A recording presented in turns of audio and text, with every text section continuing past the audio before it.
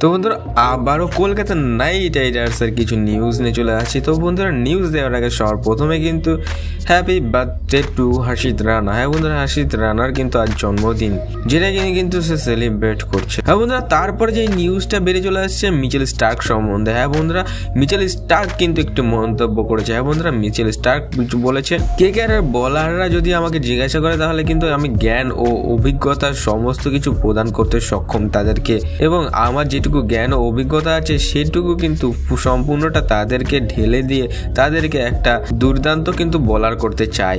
হ্যাঁ বন্ধুরা, তারপর পরে কিন্তু মনবিন্দার বিশাল কিন্তু একটি মন্তব্য করেছে কলকাতা নাইট রাইডার্সকে নিয়ে। তো হ্যাঁ বন্ধুরা, তিনি বলেছে কেকেআর হচ্ছে এমন একটি দল যা আমার হৃদয়ের খুব কাছে। তারা যদি আমাকে ফিরে আসতে বলে এবং কোনো ভূমিকা নিতে বলে আমি তাদের অস্বীকার করতে পারবো না।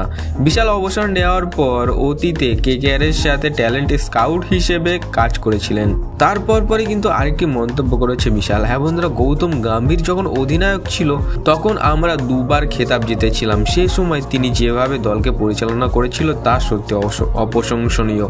গৌতম গম্ভীরকে মেন্টরশিপের ভূমিকায় ফিরিয়ে আনা কেকেআর এর পক্ষে একটি ভালো পদক্ষেপ। তার নেতৃত্বে সর্বোচ্চ সাফল্য অর্জন করেছিল কেকেআর। হ্যাঁ বন্ধুরা, এরকমটাই কিন্তু মন্তব্য করেছে মনবিন্দার বিশলা।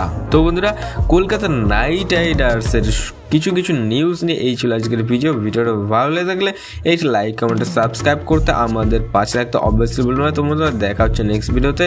ভালো থাকবেন, সুস্থ থাকবেন, আসতে থাকবেন, বাই বাই।